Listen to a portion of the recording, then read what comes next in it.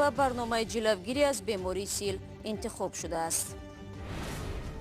Аз тафтиши либос то санҷиши омӯзгор пулис дар мактабҳои шаҳри Душанбе амалиёт мегузаронад. Баъзе волидайн аз каммасъулиятии омӯзгорон нигаронӣ мекунанд. Маълим мега нофте, маълим мега ту телефон дорӣ, ман якҷо телефон кунам, телефон чанд рақам шаҳр 93 тесела ё ки мегафона аз ин гапро мепурсам. Ман дар мактаб кор кардам. аммо оғоз мекунем аз омодагиҳо ба ҷаласаи сарони кишварҳои ҳамсуд. шурӯъ аз субҳи имрӯз раҳбарони баъзе аз ин давлатҳо вориди Душанбе шуданд. аз ҷумла президенти Молдова ва Узбекистон ҳоло дар пойтахти Тоҷикистон қарор доранд. Шавкат Мирзиёевро шахсан Эмомалии Раҳмон дар фурудгоҳ пешвоз гирифт. сарони ду кишвар то ин лаҳза густариши ҳамкориҳоро баррасӣ карданд. гузашта аз ин раҳбарони Тоҷикистону Узбекистон боғ ва муҷассамаи Абдурахмони Ҷомеъ ва Алишери Навоиро дар шаҳри Душанбе ифтитоҳ намуданд. баъди ин Эмомалии Раҳмон Шавкат Мирзиёевро дар шаҳри Турсунзода ҳамроҳӣ кард. аммо мо бармегардем ба Душанбе ва бо барномаи ҷаласаи раҳбарони кишварҳои муштарак ошно мешавем. Мола Раҷаб Юсуфӣ дар ин бора тафсилот медиҳад. шаҳри Душанбе мизбони нишасти сарони кишварҳои узви иттиҳоди давлатҳои мустақил мебошад. дар ин нишаст сарони 9 кишвари узви ин иттиҳод иштирок мекунанд. Украина ба ин нишаст ҳайат нафиристод ва Туркманистонро бошад муовини нахуст-вазир намояндагӣ мекунад. қарор аст дар нишасти Душанбе сарони узви иттиҳоди давлатҳои мустақил 16 масъаларо баррасӣ кунанд ки муҳимтарини онҳо ин созишнома дар бораи мубориза ба ҷинояткорӣ барои солҳои 2019-2023 ва созишнома дар бораи мубориза ба ҷинояткорӣ дар соҳаи технологияҳои иттилоотӣ мебошад. инчунин дар нишасти Душанбе Тоҷикистон раҳбари даврагии иттиҳоди давлатҳои мустақилро ба Туркманистон месупорад. аз шаби гузашта вуруди сарони кишварҳои узви иттиҳоди давлатҳои мустақил ба Душанбе шурӯъ шуд ва то ин лаҳза аллакай раис ҷумҳурони Молдова ва Шавкат Мирзиёев президенти Узбекистон вориди Душанбе шуданд.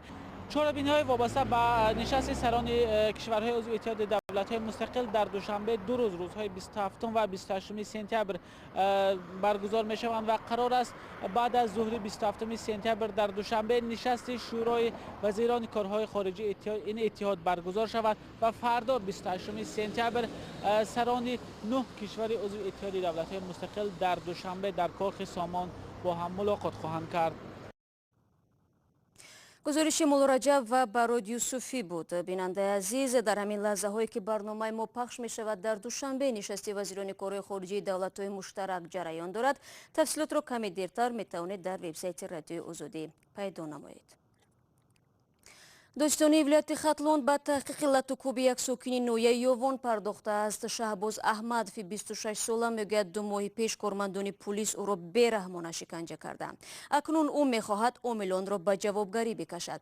ин қазияро эътирофи созмонҳои ҷамъиятии зидди шиканҷа ва беҷазоӣ ҳам пайгирӣ дорад. Шаҳбоз Аҳмадов дар суҳбат бо ҳамкорони мо даҳшатеро ки дар шӯъбаи корҳои дохилии Ёвон аз сар гузаронд ба ёд овард. گفتم به کلام میگیرم به کلام نگرفتم اکن. شهباز احمدو ساکنی 26 ساله ناحیه یوان میگوید 4 روز در شعبه کارهای داخلی ناحیه شکنجه شده است. کارمندان پلیس از او طلب کردند حمله به یک ساکن این ناحیه را در نزد قصر فرهنگ که با کارد زخمی شده بود برداشت بگیرد. آخه پاش آورد بین پامون لگده خیلی رنگ مرسدس میکنه گفت قابل میشه گفت.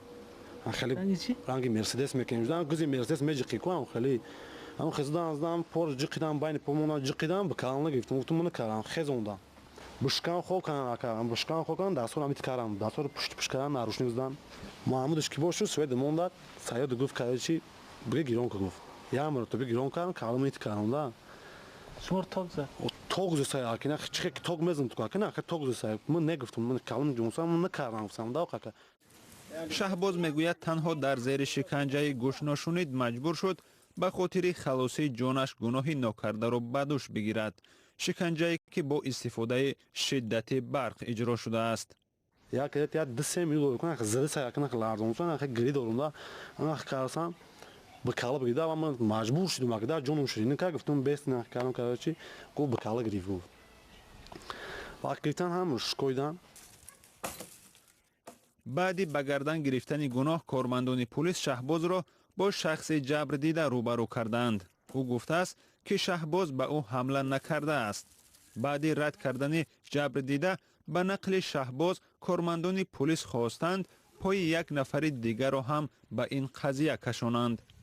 эсод гуфт як кори дигиши дигар чикор мери каючи меги корда аввал гуфт хона гуфт бо эсод гуфт ки мерем меги аввал корда ай бачи гулов гирифтиги меги ба мерем а хонатон кор мегири ба гирифтан у бечораро гунаҳгор канан оваран адел қитиму маҳкам кардан 6 сутка да уже чи маслиҳат кардем нашод пулшон маслиҳатшон пух бар сарда.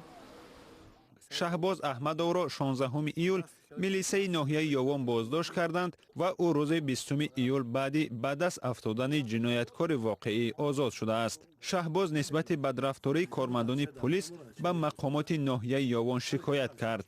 додситони ноҳия аз оғози парвандаи ҷиноятӣ алайҳи кормандони пулис худдорӣ намудааст. мақомоти пулиси ноҳияи Ёвон то ҳол дар ин бора расман шарҳе надодаанд. додситони кулли Тоҷикистон дастур дод ки парвандаро дубора бисанҷанд. шаҳбоз аҳмадов дар пурсиш ба додситонӣ гуфтааст шиканҷа шудааст ва гуноҳро зери лату кӯб бардошт гирифт.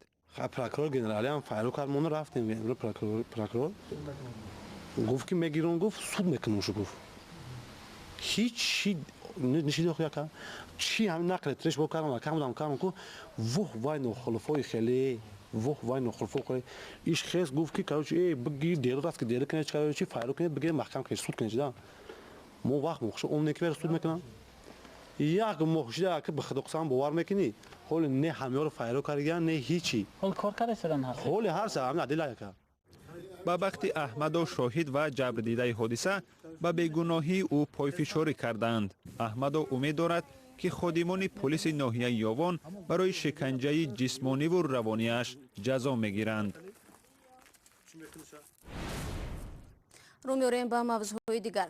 سازمان ملل متحد برای جلوگیری از بیماری سیل شبنمی سوریو را جلب کرده است. این آوازخوان شناخته توجیک به نیویورک دعوت شد و روز 26 سентябр در نشستی سطحی بلند مربوط به بیماری سیل در مجمع عمومی سازمان ملل اشتراک کرد.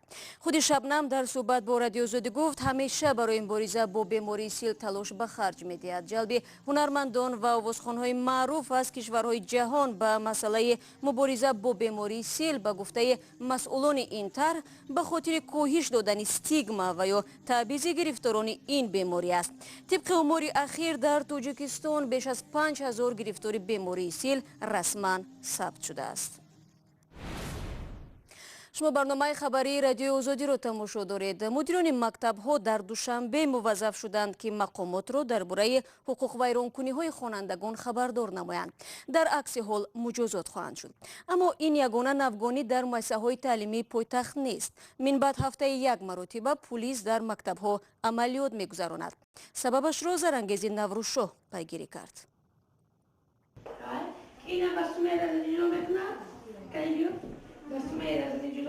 دیگر هر پنجشنبه بیش از 500 ملیسا مکتب‌های شهر دوشنبه را تفتیش می‌کنند. مقامات پایتخت چنین دستور داده است. و میآیند سر لباس هم می‌بینند، اشیاء را می‌بینند، هست و نیست می‌بینند، همه چیزا می‌بینند. مقامات میگویند هدف کم کردن جنایتکاری نورسان است. به قول آنها یک سال اخیر 10,000 نابالغ قانون را پایمال کردند. برخی از آموزگاران این را پدیده مثبت می‌دانند. همون کارمندان میلیسا میان با ما مثلا ما میخوایم که بسیارتر اویدی انمون نوارو را بیارن بچه ها بینن بگذار و یا بینن یا بارگه که چخیل همه پشایمان هستن نابالغان. اکثر آموزگاران نگرانی میکنند که بعضا با این بهانه ملیساها با کاری آموزگار و رفت تعلیم دخالت میکند و از دایره صلاحیت خود بیرون میروند.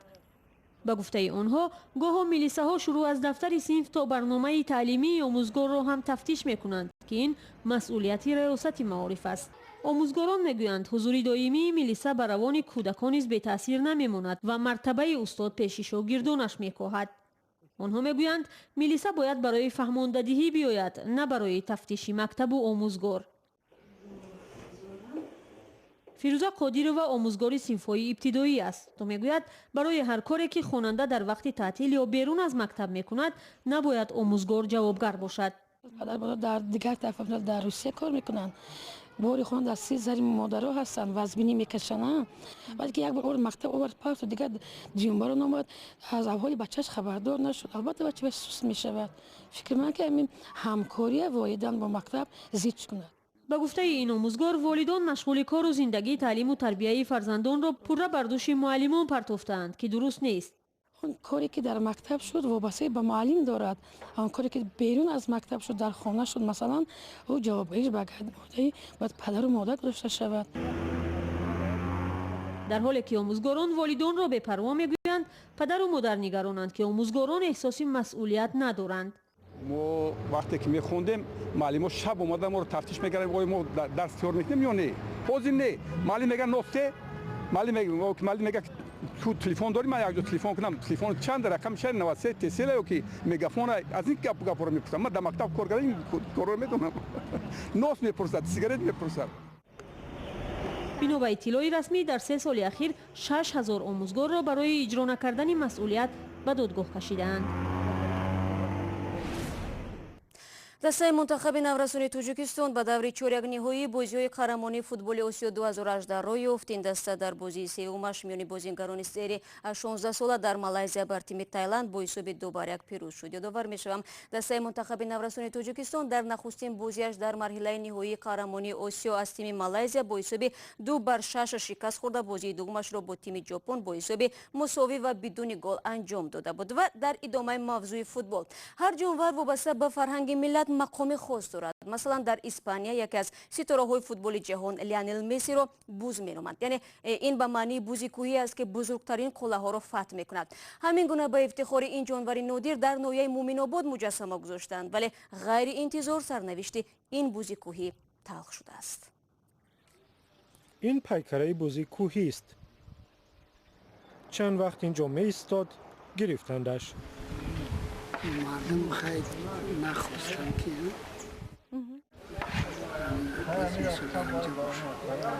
2 سال پیش در محله عبدالله دولتوف در ناحیه مؤمناباد با خرج 10,000 سومانی در همینجا تندیس بوزی سیبیری یک جانوری ساکن کوهستانی ناحیه را گذاشتند.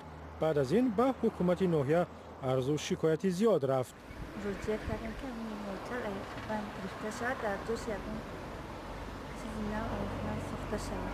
ماجرا سری کلمه بوز است چون جوانان اینجا خبرکش و دسیسه باز را بوز مینامند. وجود پیکر جانور در اینجا را ساکنان محله سبب مسخره شدنشان دانستند. همین جوانو ایش به ایش گذاری بزرگ بود همین شکایت میکردن ایش سال نسبت چخل به تنبیه میگن چخل همین میکردن هم جوانو دا معقول نآمد. اول 2 شاخ بوز را شکستند اما گناهکاران را نیافتند. ساکنان دست داشتن جوانان محله به بدرفتاری با جانور را قطعاً رد میکنند. فرزند به تربیت نداشتیم که این کار کنه یا که این کار میره کسی که هیچ کنه. حکومت مؤمناباد مراجعت مردم را امسال قانع کرد و پیکره بوز را به انبار اداره کمونالی شهرک مؤمناباد برد. برخی این کار را بی‌فرهنگی میدانند و از گرفتن پیکره بوز تأسف میخورند. اما بزرگان چی نداشت سال یک چی را نشان زیبایی هم طبیعت ما را نشان میداد. حکومت به دوستداران فرهنگ و طبیعت وعده داد پیکره بوز را درست میکند و در محل 40 دختران میگذارد جایی که بوزهای کوهی سکونت دارند. با امیدیم که رمزی طبیعت زیبا دیگر چنین خور نشود و مهر و محبت دلها را گرم کند. میرسیم به فرجام برنامه امروز. فردا صبح بر وقت تماشای نوید بامدادی را فراموش نکنید. تا برنامه فردا خدا نگهدار هر یک شما بیننده عزیز باشد.